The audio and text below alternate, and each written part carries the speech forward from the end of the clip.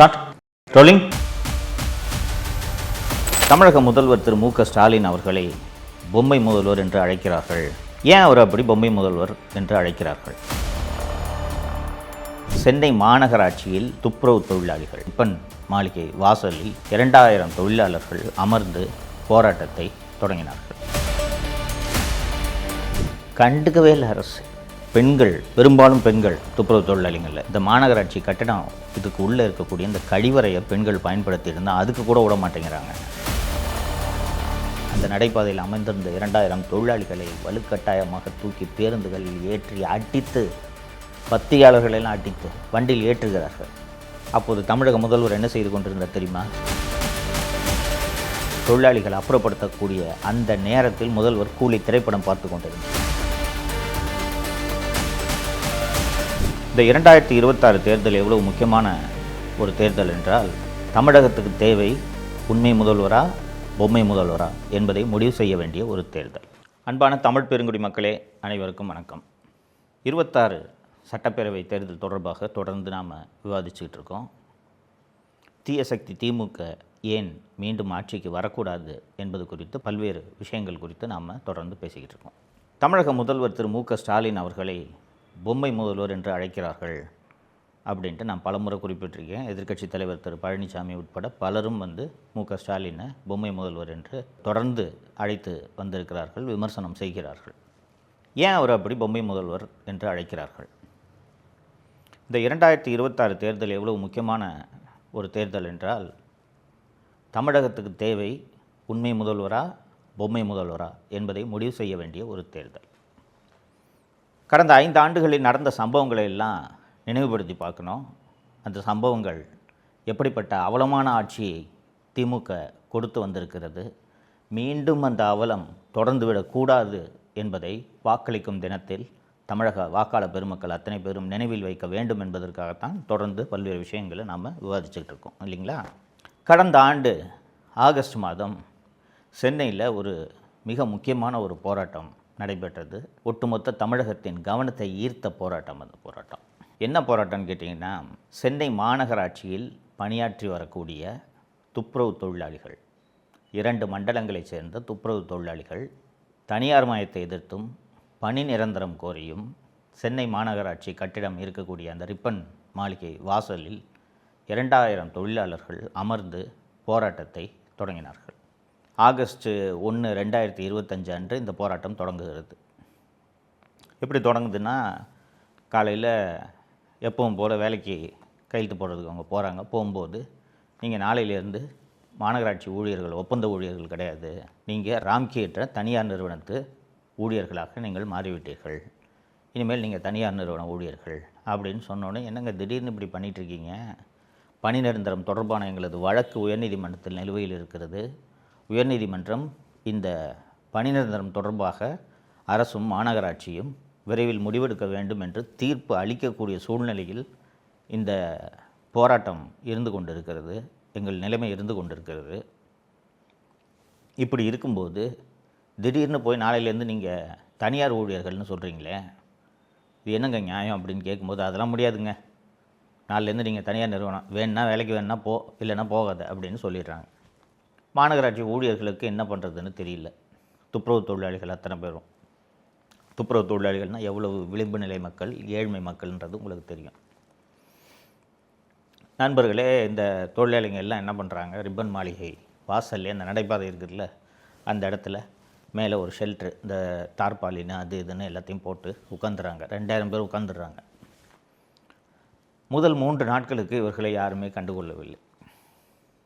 அதற்கு பிறகு ஒவ்வொரு ஊடகமாக போகுது, ஊடக வெளிச்சம் கொஞ்சம் கொஞ்சமாக அவங்களுக்கு கிடைக்குது. ஃபஸ்ட்டு யூடியூப் சேனல்ஸ் தான் போச்சு, மெயின் ஸ்ட்ரீம் மீடியா யாருமே போய் அவங்க போராட்டத்தை கண்டுக்கல.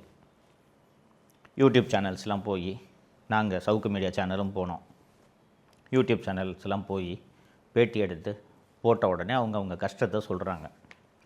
இதை பாருங்கள், நாங்கள் ரோட்டை பிளாட்ஃபாரத்தில் உட்காந்துருக்கோம், பெண்கள், பெரும்பாலும் பெண்கள் துப்புரவு தொழிலாளிகள் இல்லைங்களா, பெண்கள் இருக்கோம். போராட்டம் தொடங்கின உடனே இந்த மாநகராட்சி கட்டிடம் இதுக்கு உள்ளே இருக்கக்கூடிய இந்த கழிவறையை பெண்கள் பயன்படுத்தி இருந்தால் அதுக்கு கூட விட மாட்டேங்கிறாங்க. இந்த போராட்டத்தை அரசு எப்படி கையாண்டுச்சு தெரியுமா? மேயர், கமிஷனர் உள்ளிட்ட அதிகாரிகள்லாம் இந்த மெயின் ரோட்டில் பூந்தமல்லி நெடுஞ்சாலையில் இருக்கக்கூடிய இந்த மெயின் சாலையில் இருக்கக்கூடிய நுழைவாயில் வழியாக தானே இந்த அலுவலகத்துக்கு போகணும். இவங்கெல்லாம் இங்கே போராட்டம் பண்ணுறாங்கன்னு சொன்னோன்னே சைடில் ஒரு கேட்டு, அந்த பக்கம் பெரியமேட்டு பக்கம் ஒரு கேட் இருக்குது, அந்த கேட்டை திறந்து அது வழியாக போய் எல்லோரும் போயிட்டு வர ஆரம்பிச்சிட்டாங்க. இந்த போராட்டத்தை கண்டுக்கவே இல்லைங்க. 1 நாள் ஆகுது, 2 நாள் ஆகுது, 3 நாள் ஆகுது. ஆகஸ்ட் 1 அல்லது 2 தொடங்கிய இந்த போராட்டம் 10 நாட்களை கடந்து இந்த போராட்டம் நடந்துக்கிட்டு இருக்கு.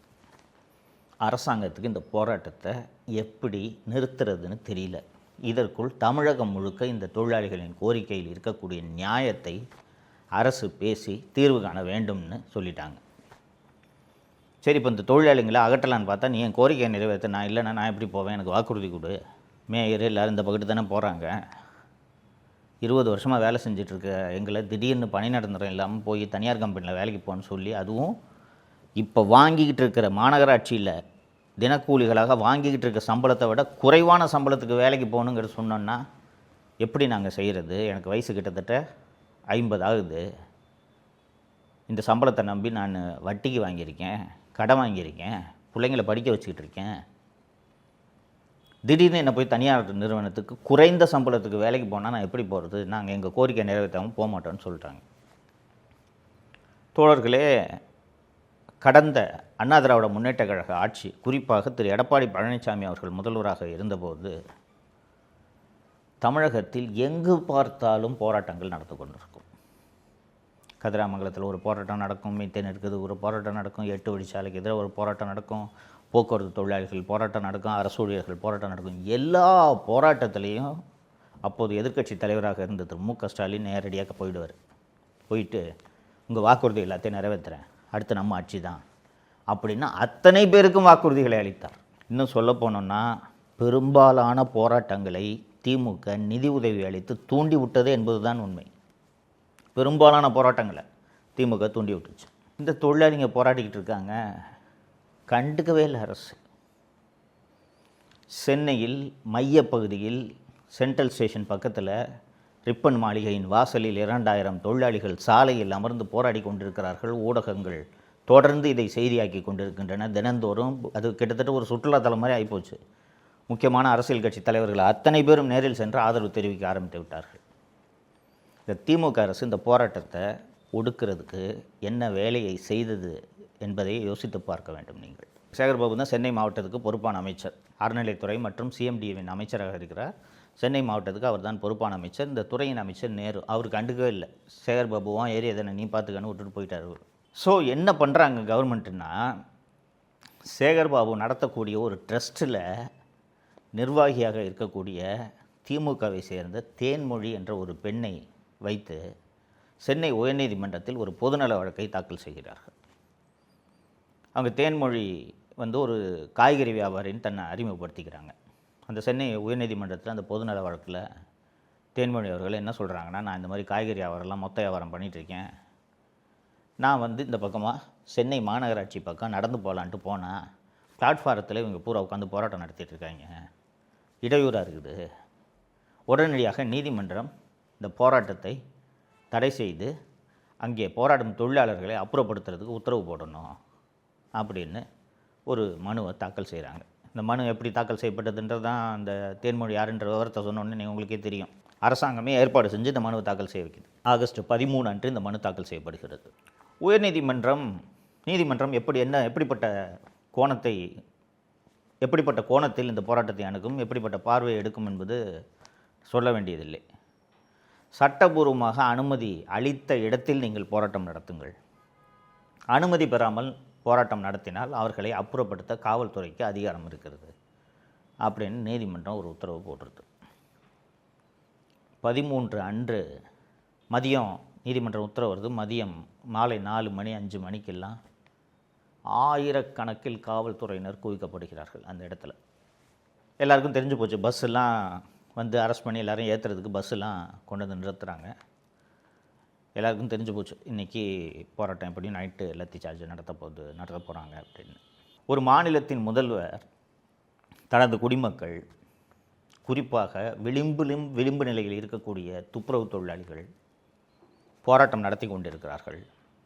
அவர் தான் காவல்துறைக்கு பொறுப்பு. இன்றைக்கி நைட்டு அவங்க எல்லாரையும் அப்புறப்படுத்த போகிறாங்க அப்படின்றது முதல்வருக்கு நன்றாக தெரியும். ஒரு நல்ல முதல்வர் என்ன செய்ய வேண்டும்? வன்முறை இல்லாமல், லத்தி சார்ஜெலாம் பண்ணாமல் அவர்களை அப்புறப்படுத்துங்கள் என்று காவல்துறைக்கு உத்தரவிட்டு விட்டு சிச்சுவேஷனை என்ன நடக்குதுன்றதை அவர் க்ளோஸாக இருந்து அப்சர்வ் பண்ணணும் இல்லைங்களா? இதானே ஒரு முதல்வரோட வேலை.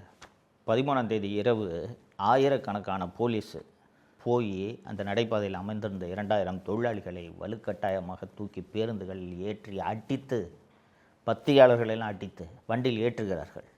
அப்போது தமிழக முதல்வர் என்ன செய்து கொண்டிருந்தார் தெரியுமா? அன்று மாலை சன் டிவி அலுவலகத்தில் அவருக்கென்று பிரத்யேகமாக திரையிடப்பட்ட கூலி, ரஜினிகாந்தோட கூலி திரைப்படத்தை முதல்வர் அந்த தொழிலாளிகள் அப்புறப்படுத்தக்கூடிய அந்த நேரத்தில் முதல்வர் கூலி திரைப்படம் பார்த்து கொண்டிருந்தார். அவர், தயாரிப்பாளர் கலாநிதி மாறன் எல்லாரும் சேர்ந்து அந்த படம் பார்த்த அந்த புகைப்படமும் வெளியே வந்தது. இப்படிப்பட்ட கொடூர முதல்வரை எங்கேயாவது நீங்கள் பார்த்துருக்க முடியுமா?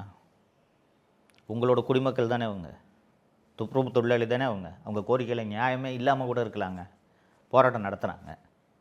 காவல்துறையை வச்சு அவர்களை அடித்து அவங்கள அந்த இடத்துலேருந்து நீங்கள் நவுத்த போகிறீங்க. அந்த நேரத்தில் போய் ஒரு முதல்வர் சினிமா பார்க்குறாருன்னா இவர் எப்படிப்பட்ட முதல்வர் என்பது உங்களுக்கு தெரிகிறதா? மனசாட்சி இருக்கிறவங்க, குறைந்தபட்ச கருணை உள்ளவர்கள் யாராவது இதை செய்வார்களா? இன்னொன்று, ஒரு சீஃப் மினிஸ்டருக்கு வேலை போய் படம் பார்க்குறதாங்க. உங்கள் சொந்தக்கார கம்பெனி சன் பிக்சர்ஸ் தயாரித்த படம்னா ஏன் 2 நாள் கழித்து பார்த்தா ஆகாதா? அப்படி என்ன சினிமா பைத்தியம்? இதுதான் ஆட்சி நடத்தும் லட்சணமா? இது ஒரு நல்ல முதல்வருக்கு அழகா? இவரை ஏன் பொம்மை முதல்வர்னு சொல்கிறாங்கன்னு இப்போ தெரியுதா? ஒரு நல்ல முதல்வர் சிச்சுவேஷனை க்ளோஸாக உட்காந்து எனக்கு மினிட் பை மினிட் அப்டேட் வேணும்னு பார்க்குறவர் தானேங்க ஒரு நல்ல முதல்வர். சினிமா பார்த்துட்டு அந்த சினிமாக்காரங்க கூட, இயக்குனர் கூட, தயாரிப்பாளர் கூடலாம் ஃபோட்டோ எடுத்துக்கிட்டு என்னமோ சம்மந்தமே இல்லாமல் பக்கத்து மாநிலத்தில் இந்த சம்பவம் நடக்கிறது மாதிரி வேடிக்கை பார்த்து கொண்டிருக்கக்கூடிய ஒரு முதல்வர் ஒரு முதல்வரா? இவர் பொம்மை முதல்வர் இல்லாமல் வேறு என்ன முதல்வர் இவர்? இப்படிப்பட்ட பொம்மை முதல்வர் மீண்டும் ஆட்சிக்கு வர வேண்டுமா, அல்லது உண்மையான முதல்வர் ஆட்சிக்கு வர வேண்டுமா என்பதை நீங்கள் சிந்திக்க வேண்டும் என்பதற்காகத்தான் கடந்த காலத்தில் நடந்த சம்பவங்கள் ஒவ்வொன்றாக உங்களுக்கு ஞாபகப்படுத்தி கொண்டிருக்கிறேன். தோழர்களே, இது ஒரு சாதாரண தேர்தல் இல்லை, இது ஒரு தேர்தல் தானே. ஏதாவது ஒரு கட்சிக்கு ஓட்டு போடுவோம், டிஎம்கே மாறி மாறி தானே வருது. நோட்டாவுக்கு போடுவோம், புதுசாக ஆரம்பிச்சிருக்க கட்சிக்கு போடுவோம், இல்லை என்னோடய வாக்கை 2 கட்சிங்க போட மாட்டேன், வேறு யாருக்காவது போடுவோம் அப்படின்னு நினச்சி நீங்கள் போட்டிங்கன்னா அது எதில் சென்று முடியும் என்றால், மீண்டும் இந்த அவல ஆட்சி அமையக்கூடிய ஒரு மோசமான சூழ்நிலைக்கு கொண்டு அது விடும் என்பதை நீங்கள் நினைவில் வைத்து கொள்ள வேண்டும். திமுக ஆட்சியை வீட்டுக்கு அனுப்ப வேண்டும் என்பதை தமிழனாக பிறந்த, தமிழனாக நினைக்கும், தமிழ்நாட்டில் வாழக்கூடிய அத்தனை பேரும் தங்களது வாழ்நாள் லட்சியமாக நினைத்து கொண்டு நீங்கள் வாக்குச்சாவடிக்கு செல்ல வேண்டும் என்பதை நான் மீண்டும் மீண்டும் நினைவுபடுத்துகிறேன் உங்களுக்கு. இது சாதாரண தேர்தல் இல்லை. அடுத்த 5 ஆண்டுகள் நீங்கள் அவதிப்பட வேண்டும். 2021ஆம் ஆண்டில் நடந்த தேர்தலில் நாம் செய்த தவறுக்காக தான் 5 ஆண்டு கடுமையான வேதனைகளை நாம் அனுபவித்து கொண்டிருக்கிறோம். ஒரு சாரார் மட்டும் இல்லை, நான் சொன்னேன்ல ஏற்கனவே, எல்லா போராட்டத்திலையும் போய் கலந்துக்குவார்னு. இப்படிலாம் எல்லா போராட்டத்திலையும் போய் கலந்துக்கிட்டு தான் போக்குவரத்து தொழிலாளிகளுக்கு உங்கள் நிலுவைத் தொகையை பூரா வழங்குறேன்னாரு. அரசு ஊழியர்கள் போராட்டத்தில் போய் உங்களுக்கு பழைய ஓய்வூதியத்தை வழங்குறேன்னாரு, நீட்டை ஒழிக்கிறேன்னாரு, மதுவிலக்கு கொண்டு வரேன்னாரு. எதையுமே இவர்கள் செய்யவில்லை. மாறாக இந்த 5 ஆண்டு காலத்தில் இந்த குடும்பம் அடித்த கொள்ளை மட்டும் குறைந்தபட்சம் 2 லட்சம் கோடி இருக்கும். 2022 திரு நிதியமைச்சராக இருந்த திரு பிடிஆர் தியாகராஜன் அவர்கள் பேசிய உரையாடல்லையே 2022 மகன் ஒரு 30,000 கோடி அடிச்சிட்டாரு, மருமகன் ஒரு 30,000 கோடி அடிச்சிட்டாரு, 2022 சொன்னார். ஞாபகம் வச்சுக்கோங்க. எப்படி 5 வருஷத்தில் குறைஞ்சது 2 லட்சம் கோடி அடிச்சிருப்பாங்க. மீண்டும் இந்த குடும்பம் கொள்ளையடிப்பதற்கு நீங்கள் வாக்களிக்க வேண்டுமா என்பதை யோசித்துவிட்டு மறக்காமல் வாக்களிக்க வேண்டும். இதுதான் உங்களுக்கு நான் வைக்கக்கூடிய கோரிக்கை. நன்றி. தமிழகத்தை காப்போம்